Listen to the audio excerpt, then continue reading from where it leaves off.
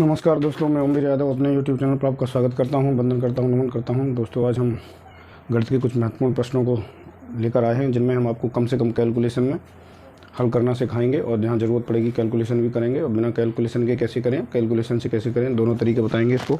तो आज का पहला प्रश्न रहेगा आपका, अजीत ने एक वस्तु को 4510 रुपये में बेचा एवं उसे 45% की हानि हुई। 4510 रुपये में बेच दिया और 45% की हानि हुई है। इसका मतलब अगर वो उसने वस्तु 100 रुपये की खरीदी होती तो 55 रुपये की बेची होती और 45 रुपये उसको घाटा हुआ होता, लेकिन उसने 4510 की बेची है। इसका मतलब कुछ ज़्यादा पैसे की खरीदी है। तो उसी वस्तु का 45% लाभ प्राप्त करने के लिए, उसी वस्तु पर लाभ प्राप्त करना है तो उसे कितना मूल्य पर बेचा जाना चाहिए, ये विकल्प दिए गए, इनमें से आपको बताना है।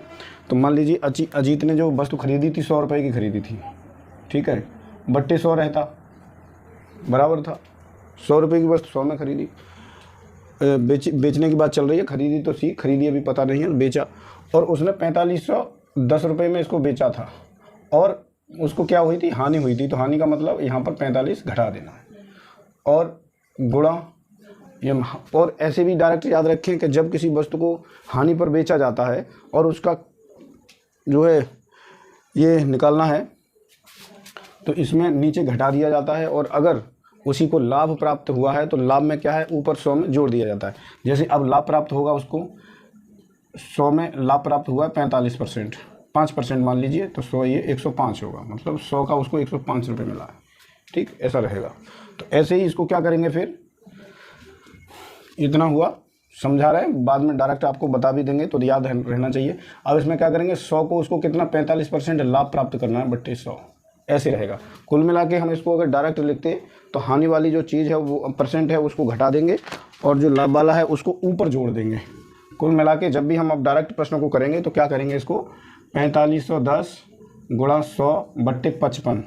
ये तो ये है, एक वस्तु 4510 रुपये में बेचा, 45% की हानि हुई है और उसे लाभ प्राप्त करना है 100, मतलब 45% का मतलब है 100 जोड़ के 145। लाभ को ऊपर रखेंगे प्लस करके परसेंटेज, क्योंकि 45% लाभ प्राप्त करना है। यहाँ 55 क्यों आया, क्योंकि हमको 100 में से हमने 45 घटाया है, 100 में से 45 घटाया जो अभी बताया था।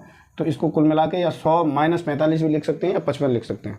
उसके बाद क्या है, यहाँ 100 रखेंगे, ये वाला 100 जो है ये 100 से कट जाएगा और ये 11 से कटेगा 5 बार और ये कटेगा आपका 11 चौक 44, ये 11 कम 11 8, इसे 10 बार, 410 बार। और फिर इसको आप काट देंगे, 5 अट्ठे 40, 5 दूनी 10, मतलब 82 गुणा 145।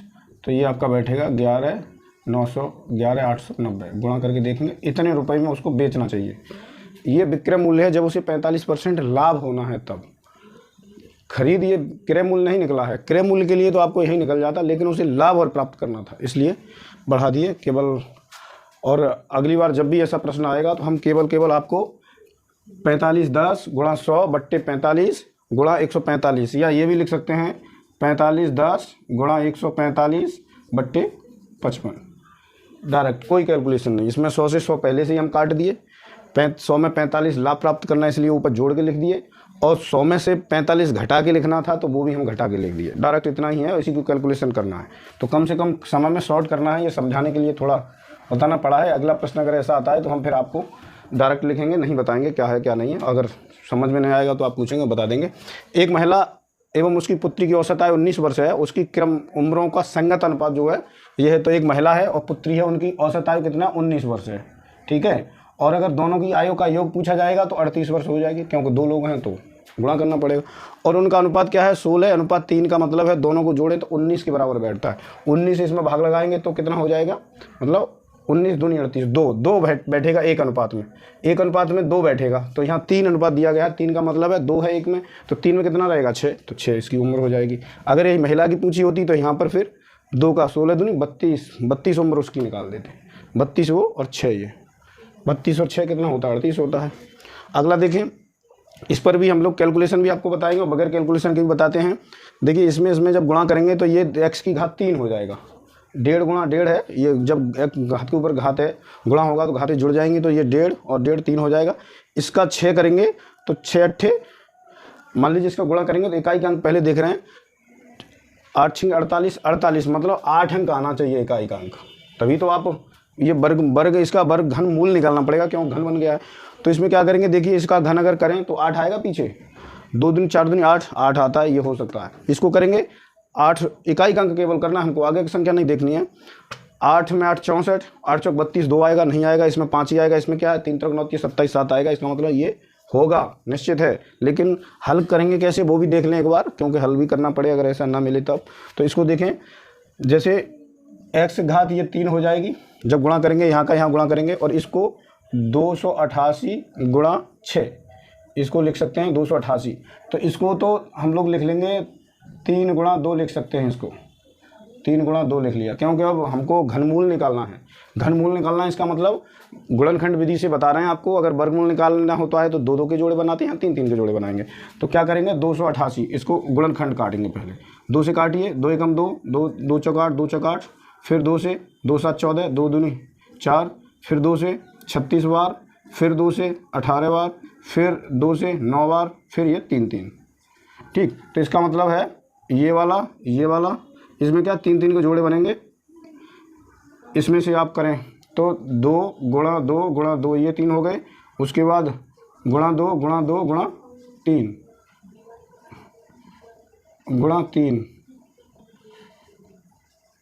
गुणा 3, देखें 3 ये हो गए, ये वाले 3, फिर 2 गुणा में हो गए, फिर 3 हो गए, ये तो इसके हो गए। अब 6 के भी लिखने हैं, तो 6 का क्या है 3 गुणा 2, तो 3 के जोड़े बनने हैं। एक जोड़ा ये बन गया 3 का, तो 2 बाहर आ जाएगा। फिर 2 ये और 1 ये लास्ट वाला, तो ये भी 2 का बन गया। फिर इनमें से तीनों में से 3 आ जाएगा, तो 2 दूनी 4, 3 12 आ जाएगा। ऐसे गुणनखंड मतलब घनमूल निकालना है तब आप ऐसे गुणनखंड कर सकते हैं। लेकिन हमने यहाँ इकाई का अंक ज्ञात करके भी बताया था।